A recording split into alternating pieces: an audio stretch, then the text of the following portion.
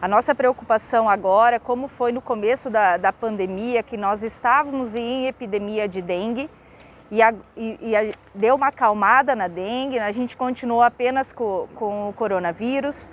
E agora a nossa preocupação é muito grande com a volta da dengue, tá? No município, em plena alta do coronavírus novamente. Hoje nós temos 1.014 confirmados para coronavírus. Nós estamos em acompanhamento de pacientes, são 114 pacientes que estão com a doença ativa. Nós temos 6 casos positivos já de dengue, então isso mostra que o vírus já está circulando novamente no nosso município. E eu venho pedir um apelo para a nossa comunidade, porque tanto como o coronavírus quanto a dengue, não é só obrigação do poder público estar cuidando. A gente precisa sim orientar, a gente trabalha incessantemente, né, para que não ocorra, que a nossa cidade não fique em perigo, mas a gente precisa de um retorno da nossa comunidade.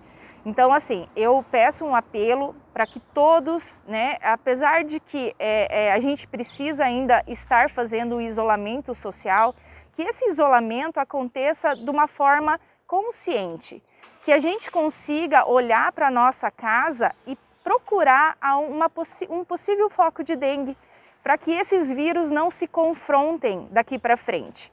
Porque a gente já sabe que tanto o vírus da dengue quanto o Covid, eles têm os sintomas muito parecidos. Então, para que a gente não tenha na nossa rede de saúde, esteja fazendo um diagnóstico errado, né? Para que a gente não perca pessoas por dengue ou por Covid, por não ter definido, logicamente, o que o paciente tinha nesse momento, a gente precisa que a nossa comunidade nos ajude a combater a dengue.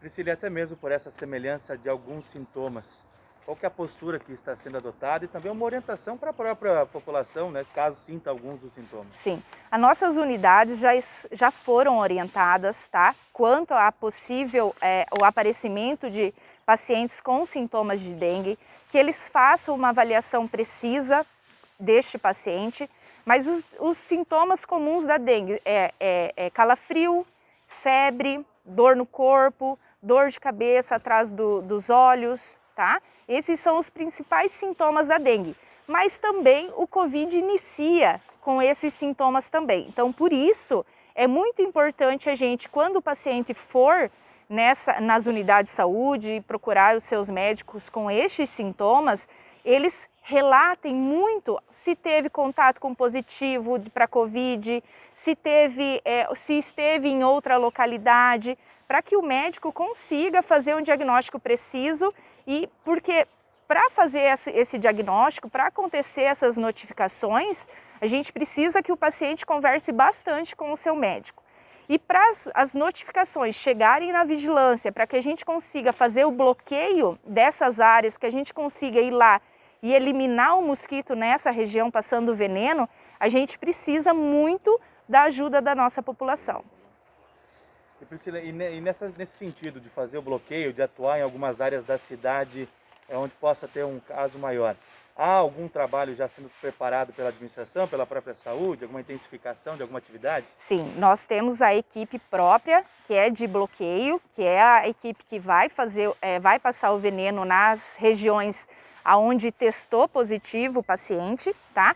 Então existe essa equipe de bombeiro e é muito interessante nesse momento até, né, alguém às vezes fica em dúvida, né, porque a gente está passando o índice, né, de infestação. Então as pessoas precisam entender que o índice de infestação são as larvas e os ovos encontrados nos criadouros. Ah, e por que não vem o fumacê nesse momento? Porque o fumacê, ele só vem quando nós temos grandes números um maior número de notificação e caso positivo.